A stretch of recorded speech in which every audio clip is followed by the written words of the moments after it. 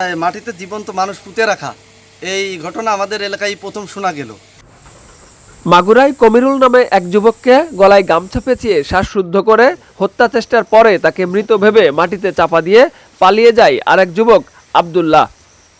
ঘটনাটি ঘটেছে মাগুরার মোহাম্মদপুর উপজেলার রানীখালী গ্রামে।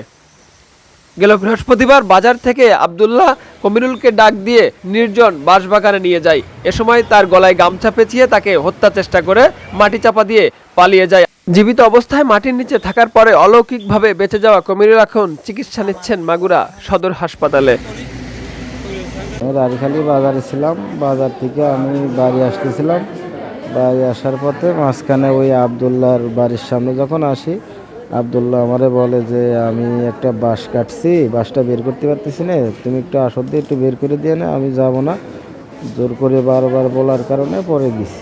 যাওয়ার পরে আমার বাঁশ বাগানের ভিতরে নিয়ে গেছে, নিয়ে ও এক জায়গায় বসলো। বসার পরে আমার আস্তে আস্তে আমার পিছনে গেল, পিছনে যায় ওর গলার থেকে গামছাটা বের করে আমার গলায় একটা প্যাঁচ দিল। প্যাঁচ দেওয়ার পরে গলা প্যাঁচ দিয়ে গাছের সাথে আটায় ধরে রাখছে। ধরে রাখার পরে আমার নিঃশ্বাস বন্ধ হয়ে গেছে।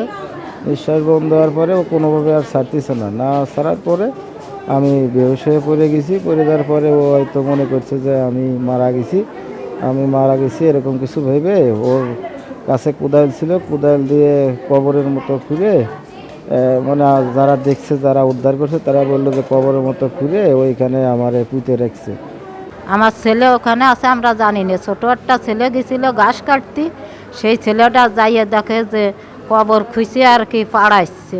তো আমার ছেলের একটু পাও বাইরে করে ছিল, সেই পাও দেখে তো সেই ছেলে আইসে তার বাপেরও বলিছে যে ওই বাগানে একটা মানুষ মারিয়ে পুঁতিয়ে ফেলতেছে।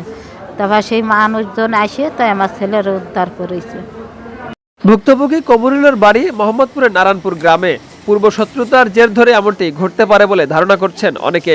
এদিকে এই ঘটনায় তীব্র নিন্দা এবং অভিযুক্ত ব্যক্তির বিরুদ্ধে শাস্তি দাবি করেছেন ভুক্তভোগী পরিবার সহ স্থানীয়রা।